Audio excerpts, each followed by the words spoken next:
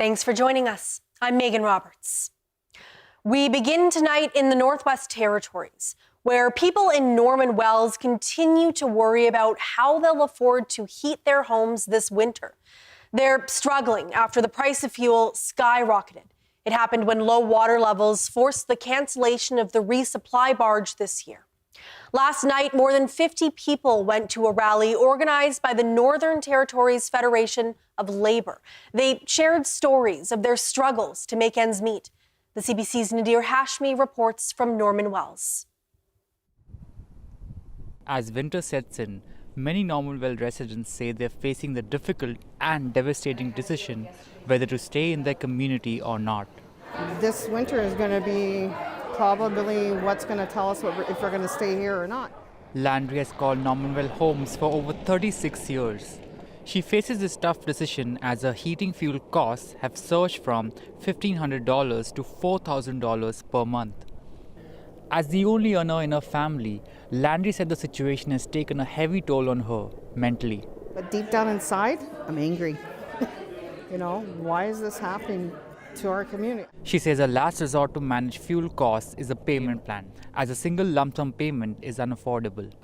Bill Pratt says he's also facing tough choices between buying groceries or keeping his home heated.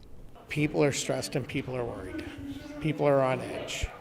It's just nobody knows what tomorrow brings, right? It's the uncertainty of it all. Pratt says the mood in the community is somber. It's not going to be a sustainable place to live. And that's what they're going to do, is the cost of the fuel is going to shut this community down. Sarah Kelly owns a home. She says she usually pays around $8,000 to heat her small house through winter, but this year she expects to pay upwards of $30,000. I don't know what Canadian has an excess $40,000, $50,000 lying around. So the anxiety in our town is sky high, just like our bills. The MLA for the region says he's hopeful for some financial help from the territory soon. This was after talks with Premier R.J. Simpson at the Assembly last Friday. The Premier of the Northwest Territories assured me that he will be taking this situation seriously and coming out with options of solution. Meanwhile, Normanville residents face a difficult winter ahead. Along with this rally, they've also launched a formal petition asking the territorial government to declare a state of emergency. Nadir Hashmi, CBC News, Norman Wells. Part of the NWT is expected to get more of its electricity from water power this winter. The Northwest Territories Power Corporation has been leaning heavily on diesel to power Yellowknife, Betchicon, Detta, and Dilo since 2022. But the corporation says it's cautiously optimistic the situation is improving. The CBC's Leanie Lambrick has that story. The North Slave region usually gets 97% of its power from water, but low levels on the Snare River have been forcing the Northwest Territories Power Corporation to lean on diesel instead. The region got half its power from diesel in 2022-2023. This year, though, that's expected to change. Because we're seeing all sorts of positive signs of rising water levels in the Snare River, we're forecasting a 72% hydro, 28% diesel mix for the current fiscal year. So over this coming winter, customers in Yellowknife and surrounding area will be getting a larger percentage of their power from hydro, which is great news for the environment as well as for the cost to deliver power. A 2016 hydrological study looked at historical data and found the North Slave has low water about once every 10 years. But as the climate changes, the future is becoming less predictable. That's why the territory is looking to update that study. Potentially, the hydrology might change in North Slave due to climate change. So we're commissioning a revised study, and in this one, we're going to look at climate change scenarios. We're going to use some of the standard models to look at potentialities Again, there's no predicting the future, but we're going to look a little bit deeper this time.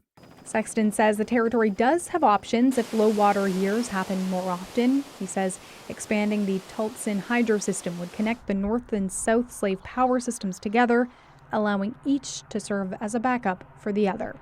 Leanie Lambrink, CBC News, Yellowknife. The Minister of Crown Indigenous Relations says he'll offer a formal apology for slaughtering sled dogs in Nunavik during the 1950s and 60s. It's estimated more than 1,000 sled dogs were killed by police officers without consideration of their importance to their Inuit families.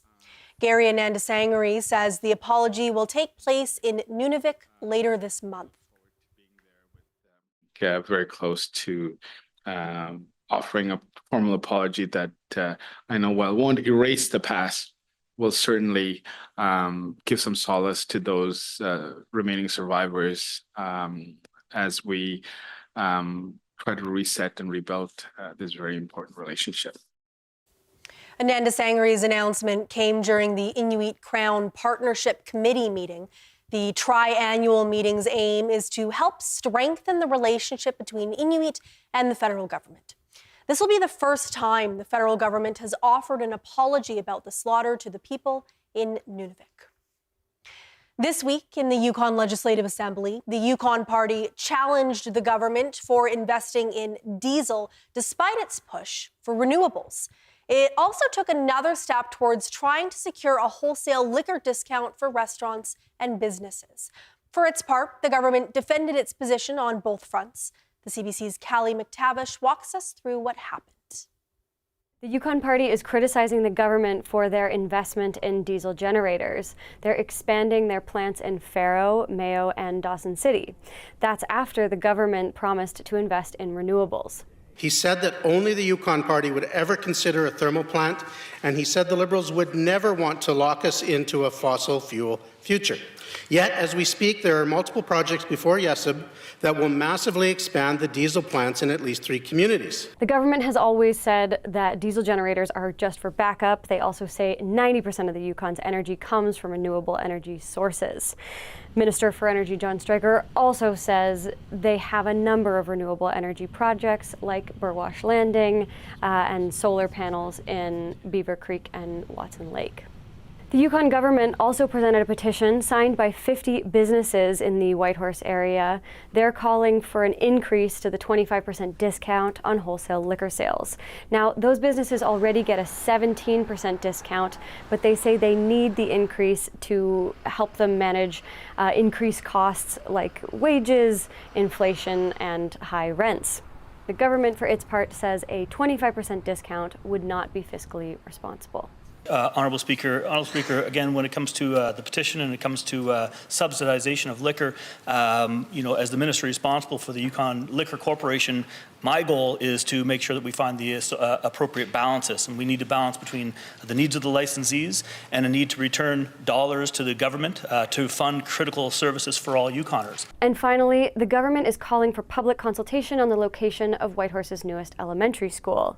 They were able to pass the motion with the help of the Yukon NDP, but motions aren't binding, and the government sounds like they aren't going to do anything with it. Yukon Party continue to politicize education, infrastructure. These are needs. They fell short, Honourable Speaker. During their time in government, they fell short. They built a school for F.H. Collins that was much too small. They didn't consider the Yukoners' views then. And so now they're trying to give me this type of, I don't accept it. I'm sorry. Honourable Speaker, we'll continue to do the hard work on behalf of Yukoners. Thank you. So you can hear her frustration there, but the other parties aren't the only ones politicizing this issue. Only 2 weeks left in the ledge. I'm Callie McTavish, CBC News, Whitehorse. The Yukon government has finished consultation on the Early Child Care Act. The feedback it received will drive changes to the preschool system, but some in the sector fear their concerns still haven't been heard. Katrin Pilkington has more. The report says higher standards are needed for early childhood education. Echo Johnson agrees, but she says raising wages and improving programming is expensive. She operates the Downtown Days Early Learning Center in Whitehorse. She wonders if the government will raise subsidies along with its expectations or allow her business to charge more. We are running fundraisers to buy equipment or art supplies or, Christmas to pay for our Christmas party. We want to treat our staff the way they deserve to be treated, our educators, and the funding right now in that model doesn't allow us to be a business. We get all the blame when something goes wrong. You're a business owner. It's your business. You can run your business how you like, but then here's this list of things you can't do to make money. The concerns are felt beyond Whitehorse. One educator in Watson Lake says preschool teachers should earn the same wages and respect elementary school teachers do. We work just as hard, if not harder, to teach these kids, to set them up for success. And in the first 6 years of a child's life, that's when most of the brain development happens. And a lot of people think that, early childcare educators are just babysitters who watch kids, but there's so much more to it. The report does recommend changing the current system to offer preschool teachers benefits and sick leave, just like school teachers. The government is expected to release the new act in spring 2025. Katrin Pilkington, CBC News, Whitehorse. The Nunavut representative for the Children and Youth Office says the territory is not consistently keeping track of referrals, which could put children at risk. Carl Cardinal reports. A referral can be anyone who calls the Department of Family Services to let them know that a child might need protection. Jane Bates is the representative for the Children and Youth Office. She says that referrals are the starting point of family services involvement, and those are not being tracked properly. The representative for Children and Youth Office has been reporting in our annual reports that the department has been unable to accurately report on referrals to their department across the board. And in our most recent annual report, the 2023-2024 Representative for Children and Youth Annual Report, you will note that Family Services was unable to give us any information on any data on the number of referrals that they have received to the department, and went even farther to say that the last 5 years worth of data that they had provided us about the number of referrals that they had received was inaccurate.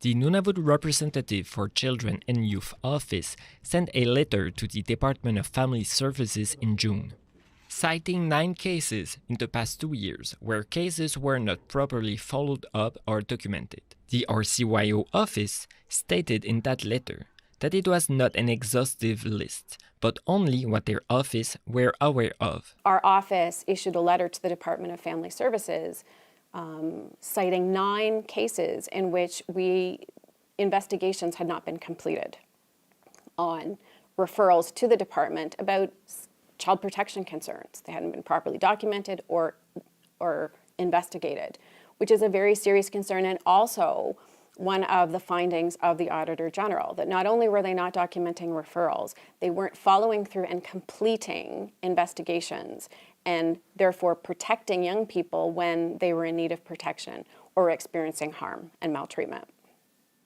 This is only one of the concerns the Nunavut Representative Children and Youth Office shared with CBC. There will be more stories about the Department of Family Services next week. Carl Cardinal, CBC News, Iqaluit. A long-serving member of the Nunavut Legislative Assembly sat for his final sitting this week. TJ Deere looks back at the career of the clerk of the Assembly. Bill 1 Appropriation Act 1999/2000. He's been the only clerk of the Nunavut Legislative Assembly, but John Quirk has made the decision to retire, and he read the orders of the day for the last time on Thursday. Third reading bills and 22 orders of the day. Quirk first became a public servant in the government of the Northwest Territories in the 1960s. When Nunavut became a territory on April 1st, 1999, he became the new Assembly's clerk. Since then, he's been the link between the executive and legislative branches of the government of Nunavut. In front of a packed assembly, many MLAs paid tribute to him and his long service. Ivy Lake MLA Solomon Maliki remembers watching him from the beginning. 1999, what to do? In 1999, I saw John for the first time with the first sitting of the Nunavut government, and I was very proud of him and very proud now that I'm able to participate in your retirement. Netsilik MLA Joseph Kukiak got emotional when he shared a story of a late-night phone call shortly after he was elected. His wife answered and told me that she was sleeping, and I'm like, let Mr. Quirk rest. And then she tells me, no, he wants to take a phone call when the MLA calls. Right then and there, Mr. Speaker, he cares for all of Nunavut. That's the kind of person, a great person he is. Even Nunavut Commissioner Eva Ahiak paid tribute to Quirk. John Quirk has been an iconic leader in this legislative assembly. He has always ensured that the rules in our consensus-style government, supported by responsible government or Westminster-style government, have been followed. Looking back at his time as clerk, Quirk said his proudest moment was taking the first assembly to various communities in Nunavut.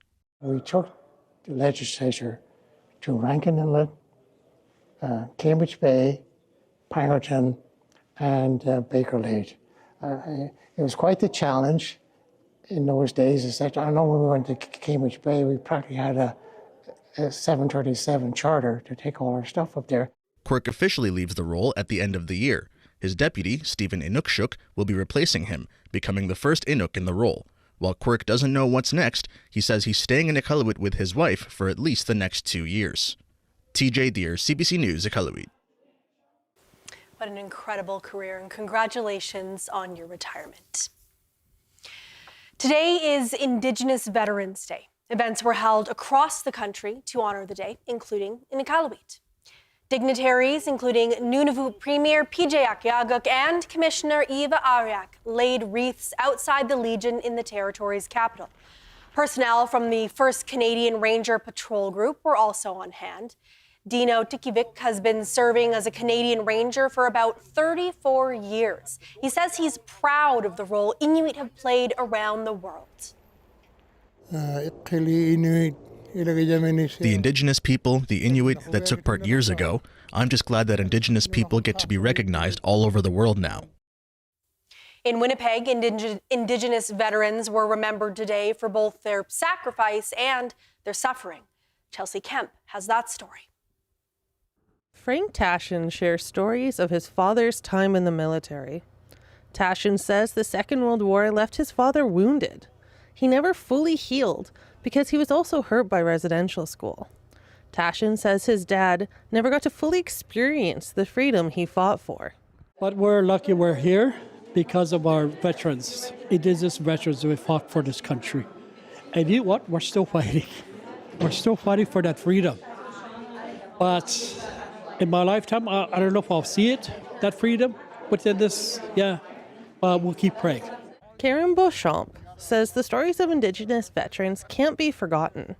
It hurts knowing her uncle and cousin served in the military, but were not always given the respect they deserve. She's glad their stories are being remembered. It's an honor for everybody. And I'm very thankful that people think like that now, because we almost forgot those things, but it's coming back, and I'm very proud of them. Veteran Linda Johnston says they served despite not having the same rights and freedoms as their fellow Canadians. The sacrifice that, in particular, our Indigenous service members endured is not anywhere comparable to my experience as a white service member. So I think it's really important that we acknowledge that. In Winnipeg, Winston Wetney gathered with hundreds of others at the Niganun Center to honor the First Nations, Inuit, and Métis members who stepped up. Because we didn't have to fight. King George says you do not have to fight. This is not your battle. Take 2 steps forward if you don't want to fight. Not one Indian took 2 steps forward. And it's good they did. Maybe we would be speaking German today if they hadn't have. Premier Wab Kinew said he visited France for the 80th anniversary of D-Day celebrations. visiting the headstones of people from First Nations and Métis communities. When you think about First Nations people at that time didn't have the right to vote. And so people were there fighting for democracy, even though they had to come back here and work towards getting that right here in our homeland. Tashin says he's glad to see these stories being remembered. He says people can learn from them and help heal the wounds of war. Chelsea Kemp, CBC News, Brandon. This is a proposed corridor for multiple pipeline projects. You're crossing our territory on two ends of your pipeline. Who gave you permission? Pipelines break of the pipelines would destroy the water and everything in it. They got to come through us first. Is this an immediate evacuation order for all Coastal GasLink employees? I feel like we are at war. It's just all been building up to this point. Yenta on The Passionate Eye. Watch free on CBC Gem. Release him. Why? Well, I would say it's extremely bad form to arrest your new boss.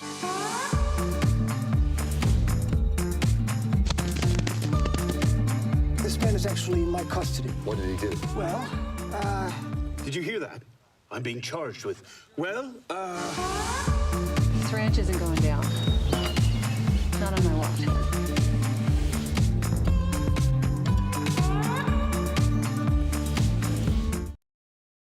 If the car comes with the deal, I'm in. Cheers, dragons!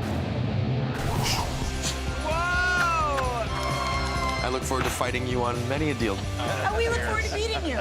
Dragon's Den. Watch free on CBC Gem. The question is, and I'm just going to ask. I want to ask you, but Why is this such a big deal? What does the science say? what was their reaction? What are we talking about here? Who told you? So, to be clear, what is the actual story there? I think we can explain.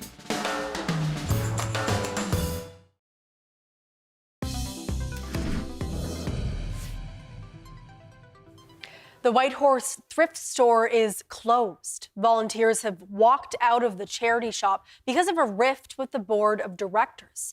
Cheryl Kawaja has the details. There's no thrifting today. A sign on the door tells potential customers it will reopen as soon as possible, but when remains to be seen. The manager is no longer in her job, and the volunteers have walked out. Among them, Karen Weinberg, who says the board is overstepping. The board has moved very much into a full-on, hands-on operations role. More than 30 volunteers say they're unhappy. Among other things, they're against the board's plans for renovations, and they want the manager back on the job. We would like the store manager to be reinstated. I can't speak to that. It's an HR issue, and that's awkward. You know, it would just be really inappropriate for me to say anything further about that. The board members, who are also volunteers, are stocking shelves in hopes that a solution will come soon and customers can return. President Joy Quarton hopes a mediator could help.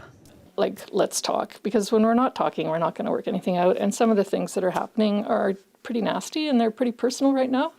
And I don't see that as being helpful. And I wish it would stop. I've got some really nasty emails. Yeah. She says the board actually hasn't made any firm decisions about future renos. Quarton acknowledges it's a difficult time, and she says she doesn't want to see the store close. But it's unclear what comes next. Cheryl Kawaja, CBC News, Whitehorse. One man from Iqaluit helped raise more than $6,000 for charity, all by playing games. He was part of an all-day, all-night, 24-hour gaming session where people played things like Mario Kart and board games.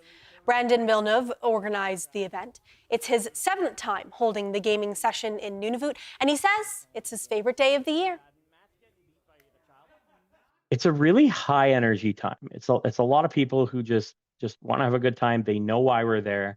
They know that there's going to be a bunch of us who are going to be very exhausted by the end of the night. So there's a lot of laughter. There's a lot of silly jokes. The event was part of Extra Life, a program that raises money for hospitals. All of the money raised will go towards helping support children's health care. And now, dogs. They are man's best friend, and they also might be kids' best tutor. Sarah Kremlowski takes us behind the scenes of a unique Yellowknife reading program at the local library. Fox, Zeus, Host, Unslow, Joe. So TAILS is therapy animals involved in literacy skills.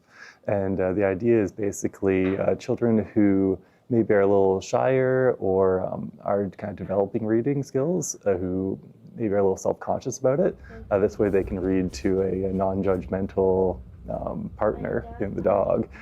So it kind of encourages them to build their confidence. Blue, go, goo, go, no, goo, goo, blue, go, new, go. And the dog's a very comforting presence. So that way it just kind of makes the child more calm and able to kind of take the time to relax and just kind of feel their way through the words without having to feel like they need to perform. Hi, my name is Araya, and I'm 10 years old. And how long have you been reading with TAILS? 3 years. A dog party, a big dog. That was a good way for her to get her dog fix, as well as get her reading fix and to make reading fun, as she had already learned how to read in French and she was just transitioning to reading in English. Having a dog to snuggle and cuddle throughout while you're reading, or petting while you're reading, makes a lot of fun. I love petting dogs and I love reading to dogs. That was a look at the TAILS program at the Yellowknife Public Library. It's running every weekend until mid-December.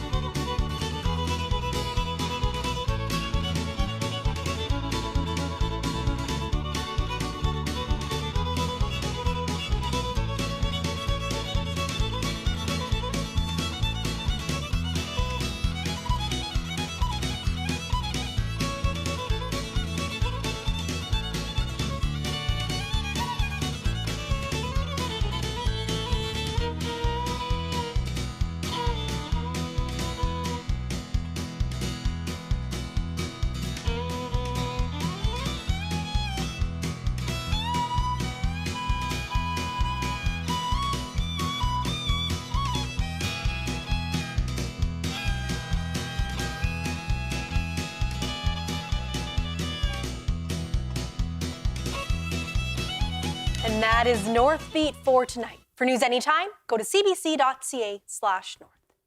Thank you for watching. I'm Megan Roberts. Have a great weekend.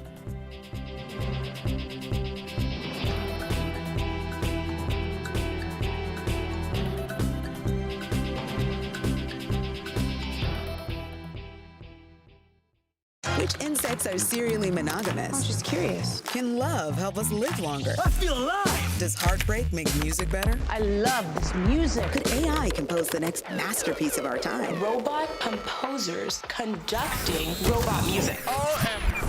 Do you really need to wait 30 minutes after eating before swimming? And why is something as big as time kept in something as small as a watch? Whoa, that's heavy. When you get curious, you get CBC.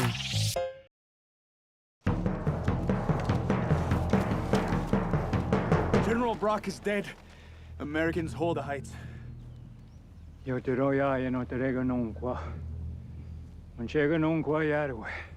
100 men. They are thousands. Sawadis. Our future was determined by our oath, not the Americans. This land does not belong to them. Comrades and brothers, remember the fame of ancient warriors. Let not their numbers frighten you. I know in my heart, before the sun falls behind these hills, our enemy will have fallen before you. Well, what can we hold them? At the Battle of Queenston Heights, 80 Grand River warriors, including John Norton and John Brand, held off the Americans for hours to help take back the heights. Heart is pounding. This is very hard to do. We both know it's not an easy task. The Great Canadian Baking Show. Watch free on CBC Gem.